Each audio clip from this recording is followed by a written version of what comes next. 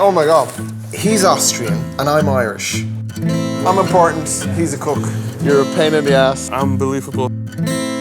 It's our interpretation, really, you know? I think we should eat more tacos. That's what we do. What happens when you go on a culinary road trip to find inspiration for Mexican food is you eat a lot of Mexican food. My are fucking disgusting. Time for the two to get serious about ingredients and find out where they're gonna source them. Maybe we had to search for avocado farm. After breakfast. More tacos. Again and again and again. We said we taste them all. There are 9. Thanks, man. Thank you. At one of the 4 outlets of Tacolicious, a brand that started as a market stand and today serves a variety of Mexican snacks, cocktails and tacos. I need to get some green vegetables into me. Tacolicious as a spin of, you know, an American version of tacos is pretty good. It's not where I would go. May you have a spoon for me, please? No. Maybe it's helpful, or a fork. You're so polite, you know that, Peter? I didn't know Peter so well. I'm watching him tasting all this food and he's not taking any notes. Part of me is going, fucking hell, I hope this guy can cook. And like, I knew he could cook, you know what I mean? I tasted his food, but I didn't know whether he could interpret this food, you know? And then he said something to me which was magical. You know, he said, you taste something and I can completely say, oh, it's made like that and that. Because if you're a good guitar player, you hear something and can play it. You don't have to look at the notes. And it's the same in the kitchen. I love that sentiment, the way he talks, because that's someone who's crafted their art. This normal meat. Tender though. It's not bad. It needs a kick, a lift. Like, I'd put more on that dish. It needs a sauce. Why is the customer doing the job of putting the flavors together?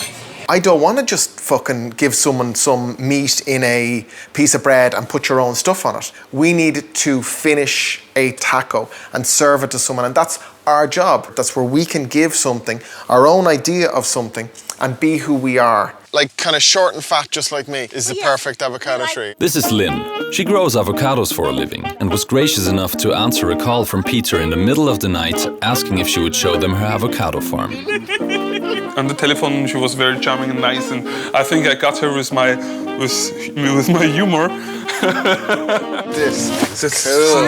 And the best part, if you want to go just a little further, Yeah, why not? Yeah. that has an awesome view, more than this one.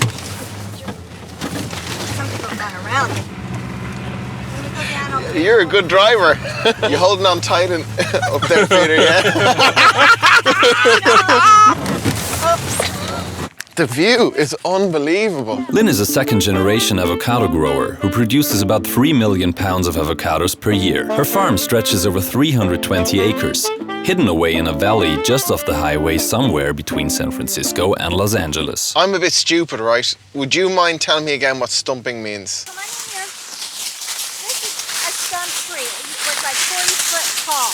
Okay. And the stump grows, the branches grow, and then the fruit is all coming inside. If we trim it just right, you take some suckers out, and it generates a window so that the sun comes in and the fruit can kind of dangle in like a banana kind of thing. Oh, look, Peter, there's a snake. I'm not sure. Well, there are snakes in here. I know what stumps means now. No, you don't. Turn in a corner, and then you'll see our stump trees. Okay, oh my God, now I know. Oh, it's the tree graveyard. Yes, this is a stump. But they're not dead, they're just taking a break. Am I right, Lynn? Right. Those trees are nearly as white as I am. It's wintertime. We're all are white. No, I'm Irish. I'm seriously white. You're allergic to the sun? Yeah, I go pink. Just to grow a really good avocado, what's the secret of It likes sunshine. It likes a lot of water. It likes in April, May, it likes the really hot weather to set the bud, to set the fruit. If we were to plant an avocado tree, how long would it take before you can actually get fruit from it? Probably about 3 years you get a fruit. Okay. But if you got cold weather, do you freeze? Yeah. Freeze is not good. It's not good, so it Not can never good. freeze.